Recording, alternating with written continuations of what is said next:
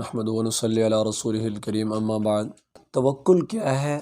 اور اس میں عام طور پہ لوگ غلطی میں مبتلا ہو جاتے ہیں۔ توکل کا معنی ہے اللہ تعالیٰ پہ بھروسہ کرنا، اللہ کی ذات پہ بھروسہ کرنا۔ یہ ہر مومن کی جو ہے نا وہ ایمان کا حصہ ہے کہ وہ اپنے معاملات اللہ کے سپرد کر دیتے ہیں۔ لیکن معاشرے میں لوگ دو طرح کے پائے جاتے ہیں۔ نمبر 1 وہ لوگ ہیں جو توکل کے معنی ہی غلط لے لیتے ہیں۔ اب وہ اللہ کے بھروسے کا مطلب یہ سمجھتے ہیں کہ انہوں نے کچھ کرنا ہی نہیں، بس آرام سے گھر بیٹھ گئے، کوئی کام نہیں کر رہے اور بس ایسی ہی جناب اللہ سے امید لگا کے بیٹھے ہیں، اللہ کے بھروسے پہ بیٹھے ہیں۔ یہ بھی غلطی ہے۔ اور دوسری طرف کچھ لوگ وہ ہیں جو اسباب تو اختیار کر رہے ہیں، کوشش میں بھی لگے ہوئے ہیں، ہر ممکن جو ان سے ہو سکتا ہے وہ کر رہے ہیں، لیکن ان کے جو ہے نا وہ دماغ سے اللہ پہ بھروسہ، معاملات کو اللہ کے سپرد کر دینا یہ سکپ ہو جاتا ہے، نکل جاتا ہے، تو یہ بھی درست نہیں۔ تو یاد رکھیے، یقیناً توکل کے معنی یہی ہے کہ اللہ پہ بھروسہ کر لینا، لیکن اس قدر کہ انسان کام ہی نہ کرے اور بیٹھ جائے اور کوئی جستجو ہی نہ کرے، اسباب ہی اختیار نہ کرے، تو یہ غلط معنی ہے، یہ غلط مطلب ہے۔ جیسا کہ ایک صحابی آپ صلی اللہ علیہ وسلم کے پاس آتے ہیں اور آ کر کہتے ہیں یا رسول اللہ صلی اللہ علیہ وسلم، کیا میں اپنی اونٹنی کو ایسے ہی چھوڑ دوں اور اللہ پہ بھروسہ کر لوں، یا پھر اس کو باندھ کے اللہ پہ بھروسہ کروں؟ تو آپ علیہ الصلوۃ والسلام نے انہیں ترغیب دی، بھئی اپنی طرف سے جو اسباب اختیار کر سکتے ہو بہتر سے بہتر وہ کرو، اب اس کے بعد اللہ پہ چھوڑو۔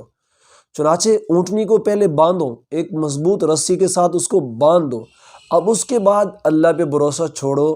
اللہ پہ بھروسہ کرو کہ وہ اس کی حفاظت فرمائے گا۔ اسی طرح اہل یمن کی عادت یہ تھی کہ جب حج کے لیے آتے تو وہ کیا کرتے کہ کوئی ساز و سامان ساتھ نہیں لاتے تھے اور یہ سمجھتے تھے کہ یہ بات توکل کے منافی ہے۔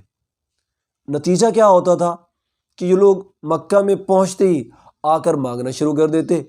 کھانے کے لیے، پینے کے لیے، رہنے کے لیے، تمام تر انتظامات دوسروں کے لیے بوجھ بن جاتے۔ تو اسلام نے اس کو منع کیا اور فرمایا اعوذ باللہ من الشیطان الرجیم وَتَزَوَّدُوا فَإِنَّ خَيْرَ الزَّادِ التَّقْوَى فَإِنَّ خَيْرَ الزَّادِ التَّقْوَى وَتَزَوَّدُوا فَإِنَّ خَيْرَ الزَّادِ التَّقْوَى۔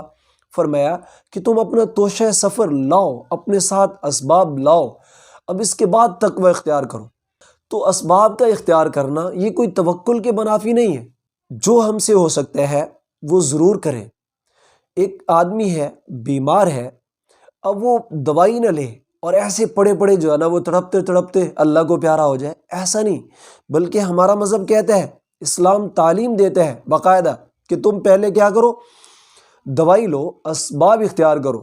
لیکن سوچ میں یہ نہیں ہونا چاہیے کہ یہ دوائی مجھے صحت دے رہی ہے، بلکہ نہیں،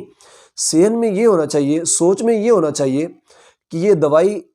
اسباب اختیار کرنا یہ سنت ہے، دوائی کھانا سنت ہے، یہ میں اس لیے لے رہا ہوں، باقی اس دوائی کے بعد بھی صحت اس رب کے ہاتھ میں ہے، وہی مجھے جو ہے نا اس کے ذریعے صحت دے گا۔ ایسا نہیں، بہت سے لوگ ہوتے ہیں دوائی کھاتے ہیں پھر بھی صحت یاب نہیں ہوتے۔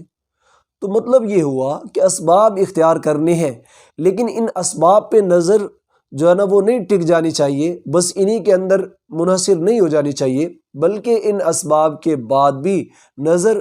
مسبب الاسباب یعنی اللہ کی ذات پر ہونی چاہیے کہ اسباب کے بعد بھی ان کے اندر تاثیر کوئی ذات ڈالے گی تو وہ اللہ کی ذات ہے، اس کے علاوہ جو ہے نا یہ کام مکمل نہیں ہوگا۔ تو لہٰذا توکل کا مطلب یہی ہوا کہ انسان اسباب اختیار کرے اور اس کے بعد اللہ پہ چھوڑ دے، یقیناً یہ تمہاری کی ہوئی کوشش پہ اللہ برکت ڈال دیں گے اور تمہارے کام کو پایہ تکمیل تک پہنچا دیں گے۔ جیسا کہ حضرت عمر رضی اللہ عنہ فرماتے ہیں کہ اگر انسان اور لوگ اللہ پہ توکل کریں جیسا کہ توکل کرنے کا حق ہے، تو اللہ رب العزت انہیں بھی ایسی ہی رزق دے جیسا کہ اللہ پرندوں کو رزق دیتے ہیں۔ لیکن اس میں بھی سمجھنے کی بات یہ ہے کہ پرندوں کو اللہ رزق دیتے ہیں، لیکن وہ پرندے گھونسلوں میں نہیں بیٹھ جاتے، بلکہ وہ پرندے بھی اپنی ایفرٹس، اپنی کوشش اور اپنی جستجو جاری رکھتے ہیں، اٹھتے ہیں، اسٹرگل کرتے ہیں، جاتے ہیں، کھیتوں میں جاتے ہیں اور بیابانوں میں جاتے ہیں، جنگلوں میں جاتے ہیں، اللہ رب العزت انہیں وہاں پہ اپنے فضل سے رزق دیتے ہیں۔ یہی بندے کے لیے ہے کہ یہ بندہ بھی